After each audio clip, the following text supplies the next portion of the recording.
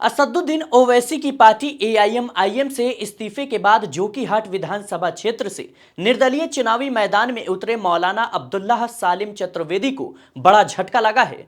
अब मौलाना सालिम चतुर्वेदी 2025 का विधानसभा चुनाव नहीं लड़ पाएंगे क्योंकि उनका नामांकन रद्द हो गया है। मौलाना सालिम चतुर्वेदी का एक वीडियो भी सामने आया है जिसमें उन्होंने अपनी बातें खुलकर सामने रखी। आखिर उनका नामांकन क्यों रद्द हुआ, क्या कमी रह गई थी, क्या मौलाना अब्दुल्लाह सालिम चतुर्वेदी के खिलाफ किसी की साजिश थी? इन तमाम सवालों का जवाब आपको खुद उनकी वीडियो में मिल जाएगा। एक बड़ा सवाल यह भी है कि अब मौलाना सालिम चतुर्वेदी आगे क्या करेंगे, क्योंकि जिस पार्टी से उन्हें उम्मीद थी और जिसके लिए उन्होंने काम किया वहां से टिकट तो मिला ही नहीं। जब वे निर्दलीय चुनावी मैदान में उतरे तो नामांकन रद्द हो गया। तो आगे अब क्या मौलाना सालिम चतुर्वेदी अपनी अलग पार्टी बनाएंगे? क्या वह फिर एआईएमआईएम में लौटेंगे? आखिर उनका अगला कदम क्या होगा? चलिए विस्तार से बताते हैं, लेकिन सबसे पहले नामांकन रद्द होने पर मौलाना सालिम चतुर्वेदी ने क्या कहा, सुनिए। अस्सलाम वालेकुम वरहमतुल्लाहि वबरकातुहू। मोहतरम साथियों, एक ज़रूरी ख़बर लेकर आपके बीच हाजिर हुआ हूँ। इस वीडियो मैसेज के ज़रिए एक पैगाम देना चाहता हूँ। जैसा आप सबको मालूम है कि अभी 15-20 दिन से सियासी माहौल गर्म था और हम किसी पार्टी के लिए मेहनत और कोशिश कर रहे थे उसकी टिकट के लिए। ये बात आप सब बखूबी जानते हैं, मगर ये है कि आखिर वक्त में हमें नाउम्मीदी हाथ लगी। उसके बाद जाहिर सी बात है कि जब आदमी काम करता है किसी प्लेटफॉर्म से, 5 साल से कोई घर बनाता है, 10 साल से कोई एक आशियाना सजाता है, ऐन वक्त में अगर उसको तोड़ दिया जाए तो उस आदमी की हिम्मत टूट जाती। वही हमारे साथ हुआ। उसके बाद हमारे चाहने वालों ने हमें हिम्मत दी कि नहीं मौलाना, आपको आज़ाद उम्मीदवार के तौर पर इलेक्शन लड़ना चाहिए। तो आखिर में ये फ़ैसला बिल्कुल मजबूत हुआ कि नहीं, इलेक्शन नॉमिनेशन फ़ाइल करना चाहिए। तो हमने आखिर वक्त में, चूँकि हमारी पहले की जो तैयारी थी वो टिकट के हिसाब से हमने तैयारी की थी, और अभी जो हमने टिकट न मिला तो उसके बाद हमने अपने इंडिपेंडेंट इलेक्शन लड़ने की जो तैयारी की, और फिर हम कल नॉमिनेशन के लिए पहुँचे। 25 से 30 मिनट का वक्त हमें मिला था नॉमिनेशन हॉल में पहुँचने के लिए। हम पहुँचे, नॉमिनेशन हमने फ़ाइल किया। कुछ लोग इस तरह की बातें उड़ा रहे हैं कि मौलाना ने ज़रूरी डॉक्यूमेंट्स नहीं दिया जिसकी वजह से आज उनका नॉमिनेशन रद्द हो गया। ऐसा कुछ नहीं, मेरे पास सारे डॉक्यूमेंट्स मौजूद हैं। उसके फ़ोटो और उसके ज़ेरॉक्स हमने करा लिए थे। तकरीबन सारे डॉक्यूमेंट्स हमने जमा किए जो भी ज़रूरत पड़ते हैं नॉमिनेशन फ़ाइल करने के लिए। अगर कोई डॉक्यूमेंट्स नहीं होता है तो फिर वहाँ पर जो एडीएम या आरओ होता है वो नोटिस करता है कि आप अगले दिन ये डॉक्यूमेंट्स जमा कर दें। अगर हमारे डॉक्यूमेंट्स में कमी होती तो हमें नोटिस किया जाता, लेकिन इस तरह की कोई बात नहीं हुई। हासिल कलाम ये है, ये कहना चाहता हूँ कि मेरा नॉमिनेशन आज रद्द हो चुका है, कैंसिल हो गया। और किस वजह से हुआ है इस पर तहकीक चल रही है, और हमें लगता है कि इसके पीछे कोई ना कोई साजिश है, वरना हमें उस वक्त कोई नोटिस नहीं दी गई कि आपको ये पेपर जमा करना। अगर ऐसा होता तो जाहिर सी बात है कि हमारे पास टोटल डॉक्यूमेंट्स हम इंतज़ाम करके देते, लेकिन हमारे पास कोई नोटिस नहीं था। तो हमें लगता है कि कुछ शरपसंदों ने इसके पीछे शरपसंदी की है। अल्लाह उसको खुद ही सज़ा देगा। मौलाना सालिम चतुर्वेदी ने नामांकन रद्द होने के पीछे साजिश करार दी, लेकिन यह नहीं बताया कि साजिश कौन कर रहा है। उन्होंने किसी का नाम नहीं लिया। मौलाना सालिम चतुर्वेदी अब आगे क्या करेंगे? क्या वह अपनी अलग पार्टी बनाएंगे? क्या वह फिर से एआईएमआईएम में वापस जाएंगे? आखिर उनका अगला कदम क्या होगा? तो सुनिए मौलाना चतुर्वेदी ने क्या कहा। रही बात यह कि अब आगे मैं अपने तमाम चाहने वालों से कहना चाहता हूँ कि हिम्मत और हौसला, मैं हारा नहीं हूँ। अब एक नए दौर, एक नए प्लेटफॉर्म की शुरुआत इंशाअल्लाह सीमांचल की धरती पर हम करेंगे, और एक सच्ची और एक मजबूत क़यादत सीमांचल से उठेगी। एक मोर्चा तैयार होगा जो ज़ुबानी क़यादत नहीं, जैसा कि आज कुछ लोग ज़ुबान में क़यादत की बातें खूबसूरत से करते हैं, लेकिन ज़मीन पर वो ज़ीरो है।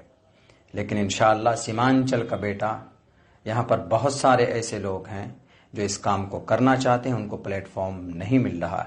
हम लोग मिलजुल कर इंशाअल्लाह एक नए दौर और एक नए प्लेटफॉर्म को शुरू करेंगे और सीमांचल को आने वाले दिनों के अंदर एक नए प्लेटफॉर्म के ज़रिए से सीमांचल को इंसाफ मिलेगा, एक नई तहरीक मिलेगी इंशाअल्लाह। ये मेरा अज़्म है, ये मेरा इरादा है, यही खबर आप सबको देना था। आप मायूस मत होइए, ये सब प्रोसेस और प्रक्रिया होते हैं सियासत के। बहुत से लोग सवाल भी कर रहे होंगे कि मौलाना अब आप क्या कीजिएगा। तो सियासत अभी जो हमारी ज़िंदगी के रेगुलर जो हमारे काम हैं वो होते रहेंगे। सियासत से ज़िंदगी नहीं थम जाती है। शाख से झड़ जाएं वो पत्ते नहीं हैं हम, आंधियों से कह दो कि ज़रा वो अपनी औकात में रहें। इसीलिए मैं डरा नहीं हूँ, मैं घबराया नहीं हूँ।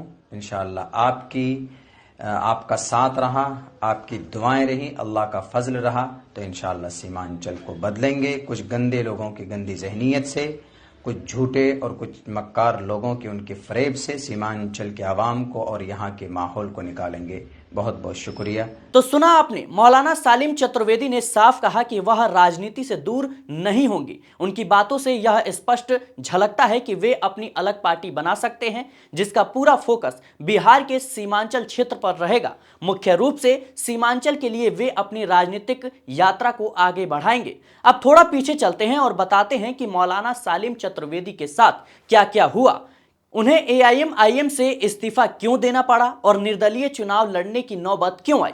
दरअसल मौलाना सालिम चतुर्वेदी पिछले 8 सालों से AIM-IM के साथ जुड़े हुए थे। उन्होंने पार्टी के लिए मेहनत की, जमीन पर अपनी पकड़ बनाई और संगठन को मजबूत किया। मौलाना को उम्मीद थी कि इतने वर्षों की मेहनत के बाद उनका टिकट पक्का होगा, लेकिन ऐसा नहीं हुआ। AIM-IM ने उन्हें दरकिनार करते हुए महज कुछ महीने पहले JDU से आए मुर्शिद आलम को टिकट दे दिया। इसके बाद मौलाना सालिम चतुर्वेदी ने AIM-IM से इस्तीफा दे दिया। उन्होंने आरोप लगाया कि मैंने पार्टी के लिए कितनी कुर्बानियां दी, लेकिन पार्टी ने मेरी कदर नहीं की। पार्टी के प्रदेश अध्यक्ष अख्तरुल ईमान मौलानाओं और उलेमाओं की नुमाइंदगी नहीं चाहते। सुनिए जरा। बाकी यह है कि इंशाअल्लाह बहुत जल्द आज हम शाम एक मशवरा मीटिंग रखे हैं और कवी उम्मीद है कि जो कि हाथ से इंशाअल्लाह नाचीज़ इलेक्शन लड़ेगा। और बाकी हमारे कार्यकर्ता, हमारे जो मुहिब्बीन हैं, हमारे जो वर्कर हैं, हमारे साथ जुड़े हुए हैं शुरू दिन से, वो क्या मशवरा करते हैं मैं उनके मशवरे से काम करूंगा। बहुत शुक्रिया। अस्सलाम वालेकुम रहमतुल्लाहि व बरकातुहू। AIM-IM से इस्तीफे के बाद कई तरह की खबरें चलने लगी। एक और प्रशांत किशोर की जनसुराज पार्टी के स्टार प्रचारकों की लिस्ट में मौलाना सालिम चतुर्वेदी का नाम वायरल हुआ, जिससे सवाल उठने लगे कि क्या अब वे मनीष कश्यप के लिए चुनाव प्रचार करेंगे। इसके अलावा हाल ही में AIM-IM के बिहार सदर अख्तरुल ईमान और आदिल हसन आजाद ने मौलाना सालिम चतुर्वेदी से मुलाकात की। इसके बाद खबरें आने लगी कि मौलाना और AIM-IM के बीच सब कुछ ठीक हो गया है, लेकिन ऐसा नहीं है। इस पर मौलाना सालिम चतुर्वेदी ने खुद बयान जारी किया। उन्होंने कहा कि आदिल हसन आजाद साहब की फेसबुक ID से जो समझौते की खबरें चल रही हैं या किसी तरह की मदद की बात कही जा रही है, वह सब गलत है। मैंने पार्टी से इस्तीफा दे दिया है, मैंने कोई समझौता नहीं किया है। हमें पार्टी ऑफिस में बुलाया गया था तो हम वहां पहुंचे। सदर साहब और आदिल साहब ने कहा कि दोबारा हमारा साथ दीजिए, हमारी एक ही शर्त थी, हमें आप टिकट देंगे तभी कोई बात आगे बढ़ेगी। बाकी कोई समझौता नहीं हुआ है। इसके बाद मौलाना सालिम चतुर्वेदी ने जोकीहाट विधानसभा क्षेत्र से निर्दलीय चुनाव लड़ने का फैसला किया और नामांकन भी दाखिल किया, लेकिन अंत में उनका नामांकन रद्द हो गया, जिससे अब यह साफ हो चुका है कि मौलाना सालिम चतुर्वेदी 2025 का विधानसभा चुनाव नहीं लड़ पाएंगे।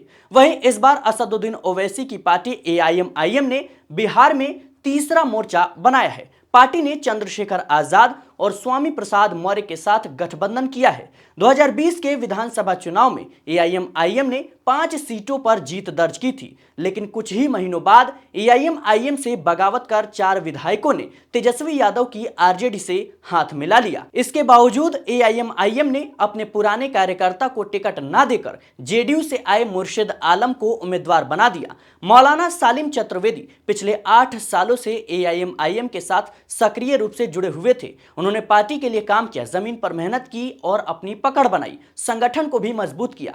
जोकीहाट विधानसभा क्षेत्र में उनका अच्छा खासा प्रभाव माना जाता है। इसके बावजूद उन्हें टिकट ना मिलना एआईएमआईएम के नेतृत्व पर कई बड़े सवाल खड़े करता है।